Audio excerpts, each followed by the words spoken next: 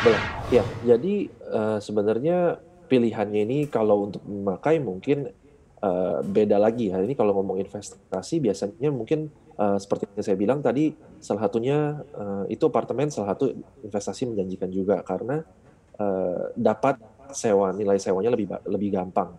Contohnya misalnya kita tadi dengan income 10 juta, kita dengan KPR mungkin apartemen harga 350 sampai 500 itu kita dengan tenor 15 tahun, simulasi di bank kira-kira dicoba ya itu bakal kira-kira entar, sebulan mungkin sekitar 3 sampai 4 juta ya mungkin ya, tergantung tenornya dan tergantung, suku bunganya, pinjamannya seperti apa. Itu di situ, dengan 10 juta apakah kita bisa sisihkan segitu, itu lumayan risky memang. Cuman dengan, 3, 4 juta sebulan kalau kita beli apartemen nih contohnya, misalnya kita sewakan lagi biasanya dari harga apartemen 350 sampai 500 juta kita akan dapat sekitar, sekarang standarnya itu sekitar 5 sampai 6%. 5-6% dari 500 juta atau 350 juta itu sekitar, berapa itu, 25 juta ya setahun ya berarti ya, 25 juta setahun berarti 2 sampai 3 juta sebulan ya, kurang lebih ya. 2 sampai 3 juta sebulan bisa dibilang kita cuma menyisihkan, 1 juta ya, itu berarti ya. Kita cuma, satu Iya, karena juta ada uang sebulan sewa untuk ya. investasi properti. Iya, karena ada uang sewa. Nah, itu jadi kunci penting ya.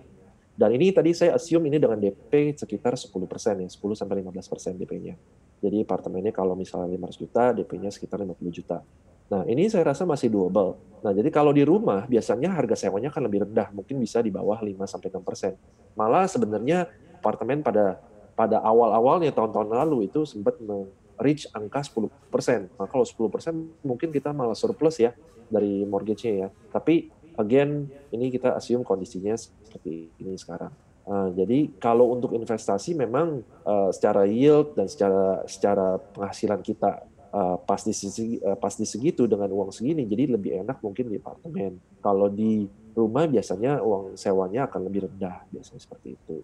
Oke, Ini kita mungkin compare simulasi dua yang ya, simpel rumah tapi bisa sama jadi dengan gambaran. apartemen begitu ya, dengan DP yang sama Mhm, kurang lebih 10 sampai dengan 15% dengan mhm, rentang harga 350 sampai 500 juta ini yang bisa Anda dapatkan. Kalau apartemen biasanya ada tambahan uang sewa sehingga cicilannya bisa jadi lebih murah. Kita next nih Mas Henry, ada mhm, pertanyaan teman-teman yang sudah masuk ke Instagram CNBC Indonesia dari Astri Dewayani. Kos-kosan lebih untung kamar fasilitas sederhana, harga murah atau fasilitas lengkap harga mahal? Ini mungkin juga yang banyak diminta nih Mas Henry ya, lebih pilih yang mana sih sebenarnya? Orang tuh pengen mhm, masuk udah ada isinya atau kosong gitu isi sendiri, seperti apa Mas? mhm.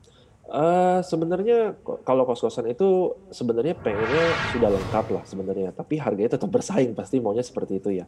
Jadi sebenarnya again yang paling penting di sini adalah lokasi versus harga, karena lokasi yang paling menentukan. Biasa kalau kos-kosan mereka akan naik motor atau naik, ojek online atau ojek, itu ke kantornya kan, biasanya mereka yang kerja di kos-kosan adalah mahasiswa atau, kerja ya, karyawan. Jadi antara 2 itu yang kita lihat. Jadi kalau misalnya lokasi itu jadi faktor paling penting. Nah, lalu untuk masalah kosong atau enggak itu saya rasa biasanya kos-kosan sudah dilengkapi dengan, standar-standar yang ada. Biasanya jarang kalau kos-kosan harus beli, isinya sendiri lagi. Saya bilang sih itu lebih cocok kita standar-standar saja, namun lokasinya itu paling paling krusial.